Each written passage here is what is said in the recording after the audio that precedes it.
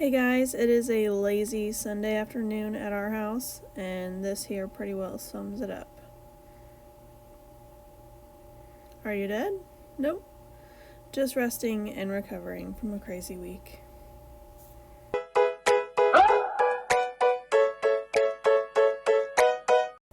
Alright guys, so today I'm making a creamy cheese tortellini soup.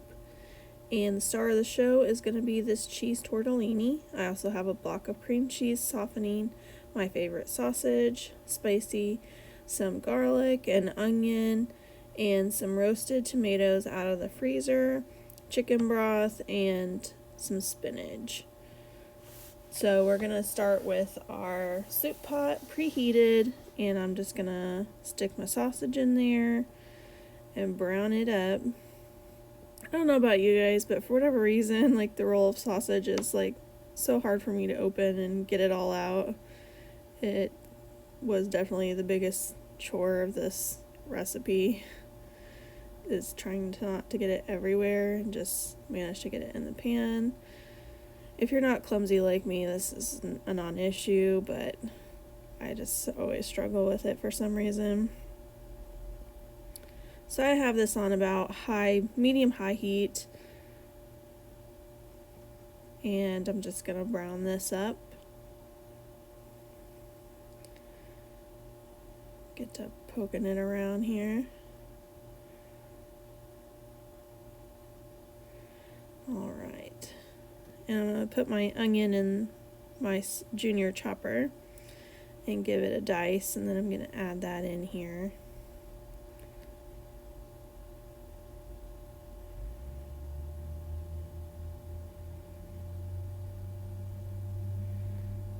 And just keep moving it around. When it starts to stick to the bottom like that, it's no big deal, don't panic. I'm just going to add a little bit of water and work those bits up off the bottom of the pan. And that's actually going to make our soup super tasty. It does get it a little smoking here though. And we just keep moving it around, getting all those little bits up off the bottom, and it's going to make really tasty bits for our soup. And I'm just mincing up the rest of that onion, and then I'm going to go ahead and get it added in here. Just like that. And then when I go to rinse out my chopper, I try to get out as much as I can with my utensil, and then when I go to rinse it out, I just swoosh the water around in there a little bit, and I add that water back into the pan with the last little bits of onion, so less waste, and gets all of that into the pan and not in my sink. So we're just gonna continue to keep an eye on this, stir it around, let it bubble and brown, if you will. And I'm gonna add a spoonful of minced garlic. I didn't really measure, just got a little spoonful. The roasted tomatoes that I have also have some garlic in them, so I didn't add a ton here.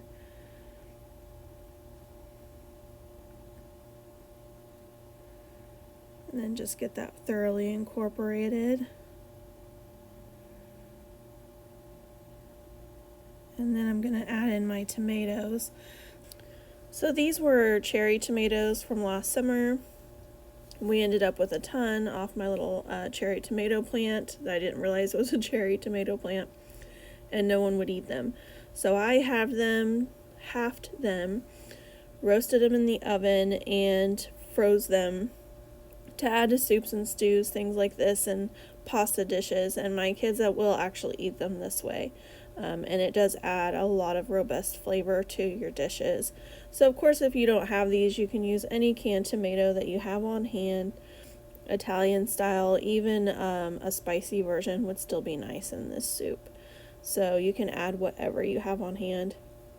I'm just trying to use up what I have in the freezer and the pantry. So then I just incorporate that. We're going to let that simmer a little bit. And then I'm going to add in some water and my chicken stock to bring that up to the liquid level that I want, before I add in the tortellini. You really don't want to add cold water at this point because it will take a long time to come back up to a boil to add your pasta. So if you have room temp water or your chicken broth, let it come to room temp, and that is going to make your cooking process go much faster. So now that I've got my liquid is starting to bubble a little bit, which is kind of hard to see here, I'm adding in my tortellini. My dog thought that I had dropped these, but guess what? I caught them just in time, so she did not get them. And we're just going to add in the cheese tortellini, work that in, and then just let this boil for a few minutes. You don't want it to get completely done. You want to stop the boil just a few minutes after you add the pasta in, because as the soup sits, even after you turn the heat off and it's cooling, that pasta will continue to cook and absorb liquid. So you don't want to overcook it, or it'll be kind of mushy. So then I'm going to show you how we're going to make this soup super creamy. So in my bowl here, I have my cream cheese, which I have softened and just worked it with a fork. And what I'm going to do is temper this, and basically that means bring it up to the temperature of the soup so that it doesn't have a temperature reaction like curdle and create lumps when we add it into the soup. So I'm just scooping in a couple ladles of the hot soupy liquid. Ideally you want to be stirring while you're adding that in, but I only have so many hands here, so I'm just doing my best. And I'm just using the fork and stirring this around. I did decide that from the scraping noise on the bowl that it would be better to switch to a whisk. So I did switch here to a whisk, and much easier on that round bowl, not so much scraping noise, although you guys don't get to hear it. It was pretty painful. So this is going to be a bit quicker too, and I just whisk away. Get all those lumps out. And I'm just turning the bowl as I go just to get all the edges and make sure I see all the lumps get whisked away. And this is really like the most labor intensive part, is just a little whisking. So a little whisky business here.